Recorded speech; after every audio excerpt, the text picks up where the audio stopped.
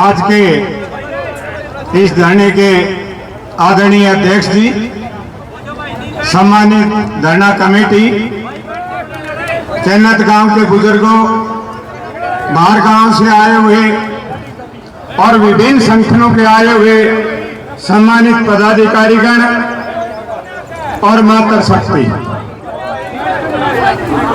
मेरा नाम रणधीर सिंह, मैं गांव लगाता हूं साथ, वैसे तो सांगवान हूं लेकिन घीकाड़ा लगता हूं। रणधीर सिंह घीकाड़ा गांव का पूर्व सरपंच हूं और सांगवान खाप का प्रवक्ता हूं। 2-3 दिन से मीडिया में घीकाड़ा घीकाड़ा घीकाड़ा, एक दिन तो ये चला दादरी के पास का कोई सरपंच है, दादरी के पास का कोई सरपंच है। मेरे पास फोन आने लगे, बोला प्रधान जी तारलन कर दिया काम। फिर यहां से हुड्डा साहब ने एक अनाउंस करी कि भाई कल घीकाड़ा गांव में पंचायत होगी। हमारे साथियों ने, ये 2 किसान यूनियन में काम करते हैं, रणवीर फौजी और ये गसोला जी, इनने संपर्क किया और उसके बाद ये आएंगे। जब मेरे से सरपंच साहब ने विचार विमर्श किया कि पंचायत वाली बात है, तो मैं कहने लगा भाई पंचायत का एक वसूल होता है कि पंचायत जिसके खिलाफ होती है उसका हाजिर होना जरूरी है ताकि उसकी बात भी सुनी जा सके। ये सोमेश, इसके बाप और 2 भाई थे, इसका फादर एक्सपायर हो गया, फौजी आदमी था। इसका चाचा बॉम्बे में सेटल है, उसका अपना कारोबार है। और ये सोमेश भी 2 भाई हैं, एक इससे छोटा है। ये 14-15 साल की उम्र में दोनों भाई अपने चाचा के पास चले गए थे। गांव में एक अभी नहीं रहा, न आज रहे, गांव वालों को नहीं पता है कहां रहता है। बड़ा तेज लड़का है। आपने देखा होगा कि बीजेपी की एमएलए से लेकर राष्ट्रपति तक सबके साथ फोटो से, बहुत तेज लड़का है। 1 मिनट में बात पलट जा, झूठ बोलने की आंट नहीं। हाँ, ये गुण है भाई, कैसे वो बड़े लोगों तक पहुंचता है, ये उसमें एक विशेष गुण है। किस तरह से जाता है वो जाने। और पलटन की तो इतनी जल्दी पलटता है। यो जब सरपंच था, हमारे पंचायत की जमीन में किकर खड़ी थी बड़ी बड़ी, और जैसी भी लाके पड़वाने लग गया। बाईदा में मेरी घरवाली पहुंच गई। वहां बोली रे छोरा, अरे पेड़ तो लगाया करे, पापी तो क्यों पाप करे है ना, रुखान क्यों पाड़े से, डांगर बैठे से, पक्षी बैठे से। इतना तेज था, 1 मिनट में बोला दादी, मेरे दादाजी की बात ने मैं टाल उसके उसने कह रखी से। मां सामने घरी आया, घराली लाल पीली हो रही, बोले ये बुंदा काम करते शुरू कर दिया। मैं भी हैरान, मैं क्या बात होगी। बोले की क्यों पड़वा दी। मां कौन सी की करे, बोले गैल ने थी सारी पड़वा दी। मगा मन्ना तो बेरा है कौन। बोले मन्ना सरपंच रोक के तेरा ना ले दिया, बोले उसने कह रखी। तो साथियों, मेरे गांव का लड़का है, गांव में नहीं रहता, उसकी एक विधवा मां है जो गांव में रहती है। सरपंच बन गया गांव राम से, क्या किसने बना दे, फूलन देवी भी एमपी बन गई थी। हाँ, ये मैं जरूर सोचता हूं कि जो टी प्रकरण हुआ, इसमें उसका भी प्रयोग किया गया है किसी के द्वारा। क्यों? यहां तो 1-1 मिनट की सीआईडी बैठे हैं आपके बीच में, 1-1 मिनट की खबर जाती है चंडीगढ़ तक, प्रशासन तक। जब उसने यहां अनाउंस किया टी मैं लगवा दूंगा, टी आ रही है, तो जो प्रशासन, खासतौर से हांसी का डीसी, एसपी और दूसरा प्रशासन, जब उसको ये पता लगा कि भाई टी लगाने टी आ रही है, लगाओगे, और ये प्रशासन लगाना नहीं चाहता था, तो आए क्यों नहीं भाई रोकने के लिए? प्रशासन पर संपर्क किया हो कि भाई कौन भेज रहा है? साथियों, ये प्रशासन भी दो गुटों में बटा हुआ है। ऐसा लगता है कि 80 का प्रशासन तो एमएलए विधायक जी के दबाव में है, डीसी एसपी दोनों, और चंडीगढ़ का प्रशासन कोई न कोई सोमेश को यूज कर गया। तो लड़ाई आपकी जारी है। उस टी प्रकरण के कारण जो भी आपको दिक्कत हुई, एक आंदोलन चल रहा था, कुछ हमारे नौजवान बूढ़े भूख हड़ताल पर बैठे थे। एक आंदोलन की गति होती है, एक जोश होता है।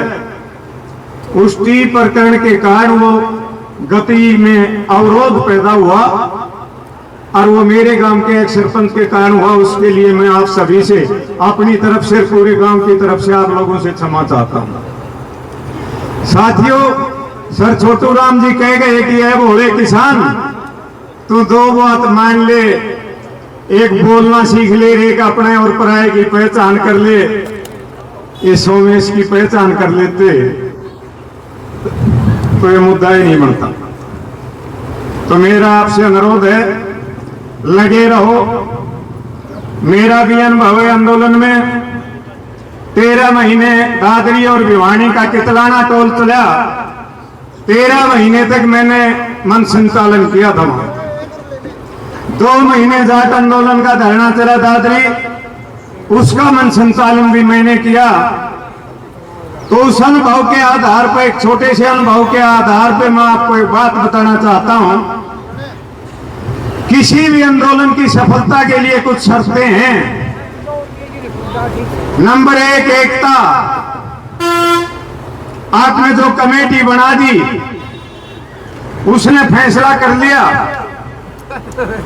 और आप उस फैसले से सहमत नहीं हैं, तो भी आंदोलन अगर आपने कामयाब करना है तो असहमत होते हुए भी आपने उस कमेटी के फैसले को मानकर उसके साथ लड़ाई लड़नी पड़ेगी। दूसरी बात, ये बीजेपी का एक ही मुद्दा है, फूट डालो, राज करो। कहीं धर्म के नाम पे, कहीं जात के नाम पे। मुझे बड़ी खुशी हुई जब ये आपके जो भूख हड़ताल पे बैठे थे, यहाँ सभी जातियों के भाई थे, और आज मेरे साथ जो गिकारा गांव के लोग आए हैं, 36 बिरादरी के भाई हमारे साथ आए हैं। ये किसी एक जाति का लड़ाई नहीं है। किसान लड़ाई तो चलो नो कहते भाई, किसान अपने भाव बढ़वाने खातर करे हैं। भाई पीने का पानी तो सब न चाहिए है, चाहे हिंदू हो, मुसलमान हो, जाट हो, नाई हो, धोबी हो, तेली हो, दुकानदार हो, कृषक हो, कोई हो, पीने का पानी तो सबको चाहिए।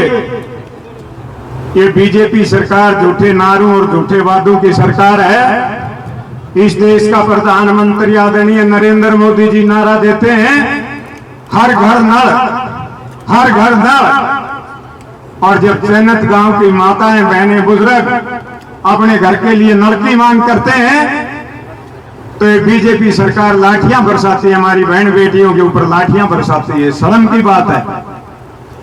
साथियों, मैंने एसपी का एक बयान पढ़ा, आशी एसपी का, कि भाई अगर ये भूख हड़ताल वाला कोई मर गया तो कमेटी वालों के खिलाफ मुकदमा दर्ज करेंगे, वो जिम्मेवार होंगे। डराने के लिए, दबाव बनाने के लिए। एसपी साहब, ये देश संविधान से चलता है। बाबा साहब अम्बेडकर हर नागरिक को यह अधिकार देकर गए हैं संविधान में कि भारत का हर नागरिक अपनी मांग के लिए, अपनी समस्या के लिए जल से जुलूस, धरना, प्रदर्शन, भूख हड़ताल, आमरण अनशन, संविधान हमें अधिकार देता है। अगर ये बुजुर्ग गुजर गए, अगर शहीद हो गए, तो धरना कमेटी नहीं, आशी प्रशासन इसके लिए जिम्मेवार होगा।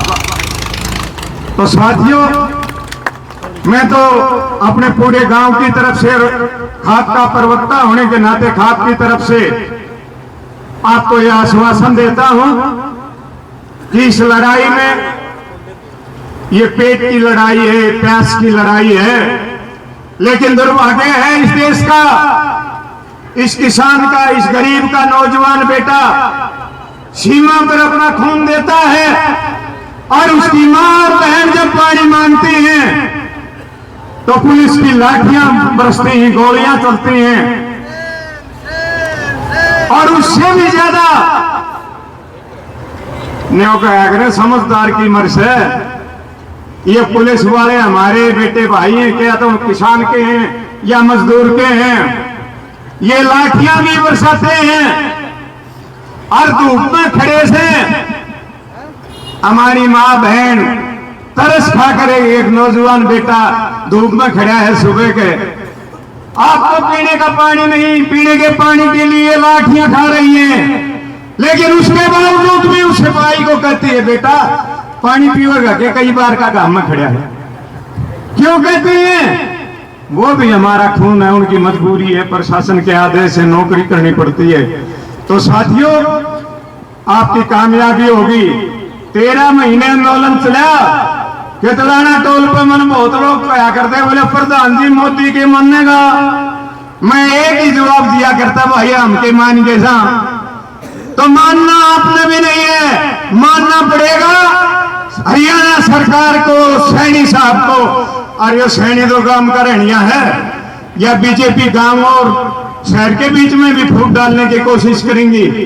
भाई शहर वाले भी हमारे भाई हैं, आधा शहर तो कम है, मंजा के बस रहा है, हमारे भाई बस रहे हैं। और जो मूल रूप से शहरी हैं वो भी हमारे भाई, उनसे कोई विरोध थोड़ा ही है। हम ये चाहते हैं कि उनको भी पानी मिले, हमें भी पानी मिले, इस हरियाणा के हर नागरिक को स्वच्छ पानी मिले। आप लड़ाई लड़ते रहो, जीत आपकी होगी। और भाई एक आधा बीच में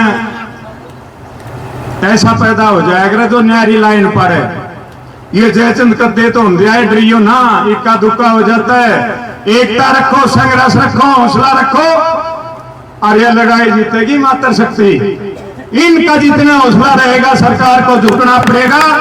इसलिए एकता रखते हुए, अनुशासन में रखते हुए, और मैं स्टेज इंचार्ज से भी कहना चाहूंगा, ये छात्र साहब भजना तवी और चुटकुला तवी दोहरा काम कर रहे हो। आपका तो मनोरंजन करा है और चुटकुलों के माध्यम से, भजनों के माध्यम से उस सरकार को भी चेतावनी भी देते हैं कि आपने झुकना पड़ेगा। किसान आंदोलन, मजदूर आंदोलन, गांव की 36 बिरादरी का आंदोलन है, इसलिए डटे रहो, जीत आपकी होगी। और जिस दिन बड़ी पंचायत बुलाओ उस दिन हम अगर अखबार में कहीं देख लिया तो पूरे तन बल दल से फिर आपके बीच में हाजिर होंगे। आपने मेरी बात सुनी, आपका बहुत बहुत धन्यवाद। जय हिंद। नारे लगाऊंगा, हमारी एकता।